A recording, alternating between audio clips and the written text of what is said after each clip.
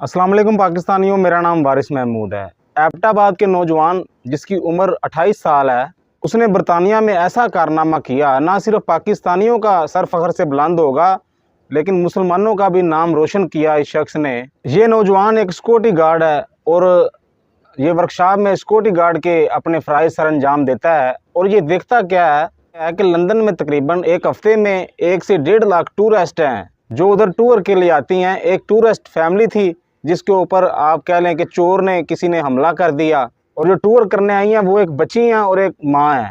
और वो शख्स इतना ख़तरनाक होता है कि उसके हाथ में एक चाकू होता है और वो बच्ची पे हमला भी कर देता है, उसको ज़ख्मी भी कर देता है।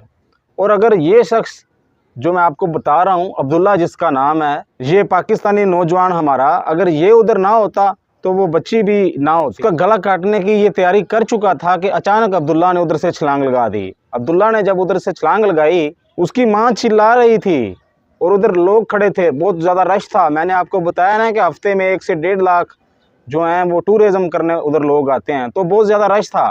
किसी की हिम्मत नहीं पड़ी आगे बढ़ के उसको पकड़ने की। फिर अपना पाकिस्तानी नौजवान मुसलमान, उसके अंदर जुनून था कि मैंने इस बच्ची को बचाना है। उसने जंप किया और उस बच्ची को बचा लिया और उस शख्स को पकड़ लिया। फिर उसने वहाँ पुलिस को कॉल की, पुलिस वहाँ से आई, पुलिस ने उसको गिरफ्तार कर लिया और बच्ची को रेस्क्यू कर दिया। बच्ची भी अल्हम्दुलिल्लाह बच गई। तकरीबन 5 से 7 वार किए हैं उसने बच्ची पर, लेकिन वो बच्ची भी बच गई और उसकी माँ भी बच गई। अब इस नौजवान को एक नाम दिया जा रहा है उधर। अब इस नौजवान को जो नाम दिया है उन्होंने, वो है हीरो ऑफ लेस सिक्योर।